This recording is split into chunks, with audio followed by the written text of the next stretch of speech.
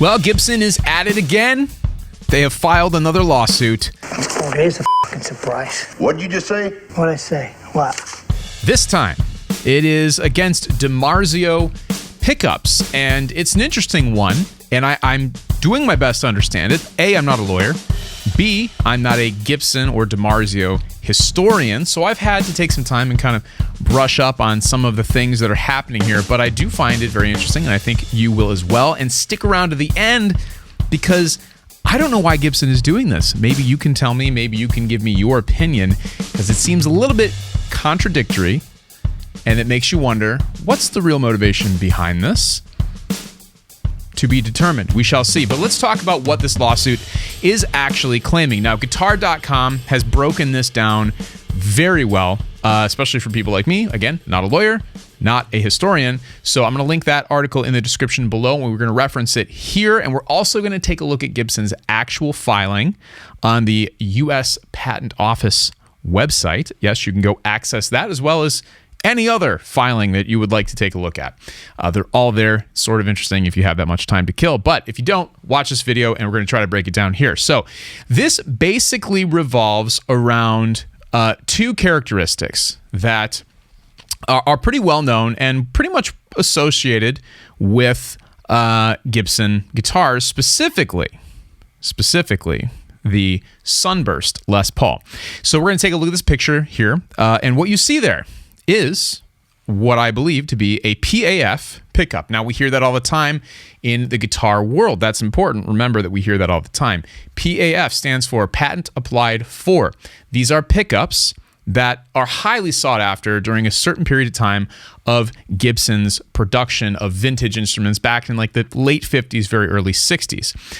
The other thing this lawsuit is referencing is double cream. Now, what does that mean?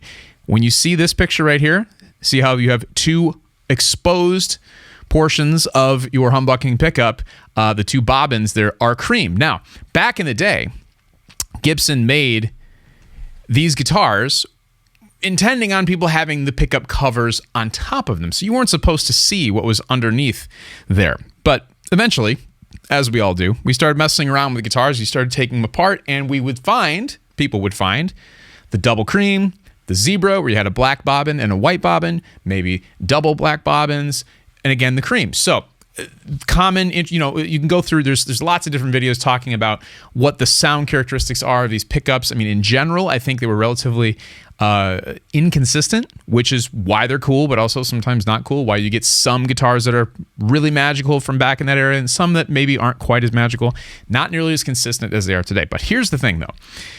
Gibson is arguing that because PAF and cream color have become so widely used throughout the guitar industry that it is actually impossible and illegal for DiMarzio to own these trademarks. Now, you might be saying, well, what does Gibson care? And we'll stick around because that's really the ultimate question here. But this is what their case says, Gibson's case. Gibson takes priority over DiMarzio for both marks, that being the PAF and the cream, because they came up with it first. Back to that in a moment. Let's see. Many other brands, Gibson included, have marketed double cream humbuckers and PAF style humbuckers. There you go.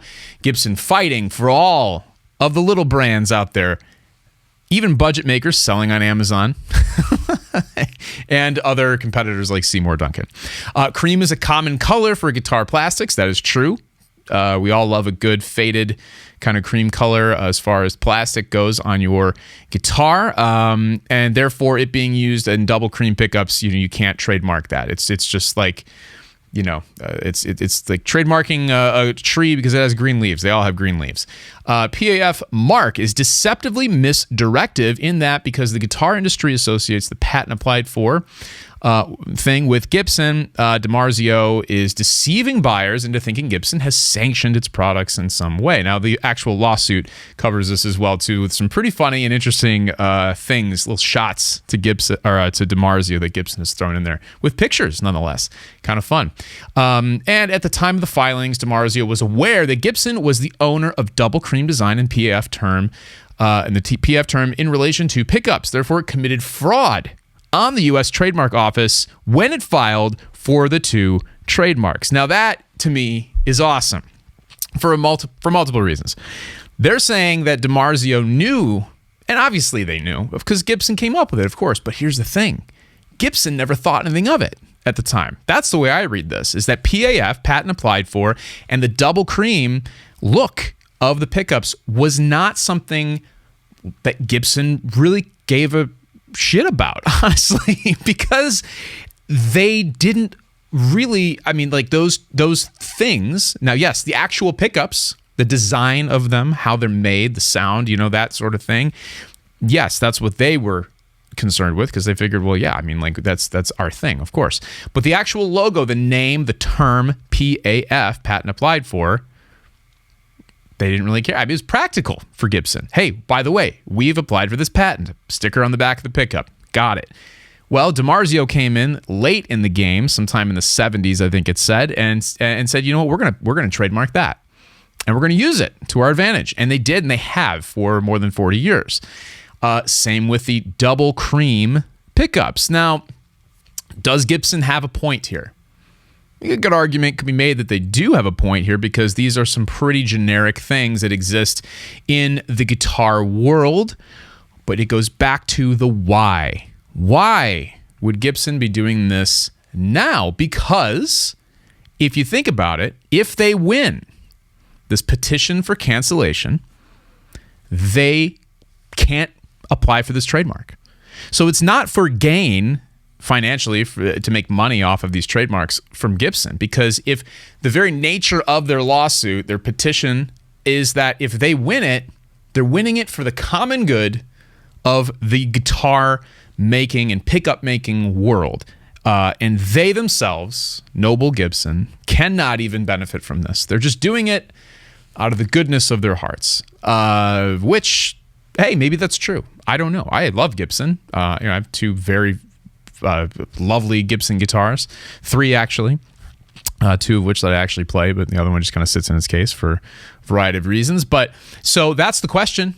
And this is their filing. Now, this is all the legalese stuff. It's actually a really cool history lesson. All of these points here that start on page, what page is this? 2 of the filing kind of give you the just general idea of how they arrived. It's really cool. It's not written in such a way that it's difficult to understand. There are portions of this that are difficult, but hey, you even get pictures. You got a burst Les Paul, and you got the cream-colored double or humbucker, not double humbucker, but double cream pickup there that they're talking about.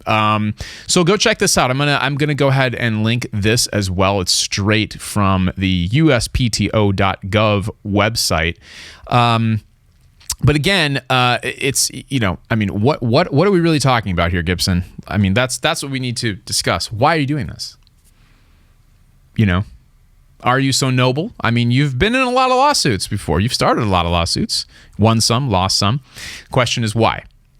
Why this? Why now? And what do they have to gain from it? Because no doubt it's costing them money to do this, but it seemingly appears as though it's not for their own benefit. Is it a PR move to say, hey, look at us, look what we've done for the guitar industry as a whole? I don't know. You tell me. I, again, am not a lawyer, and I'm also not a Gibson historian, so I'm sure there's something I'm missing, and that is where you come in. That is where you can help with the discussion, and I would love it. So drop your thoughts in the comments below. Are you on Team Gibson? Are you on Team DiMarzio? Does this even matter? Do you care? Were you fooled?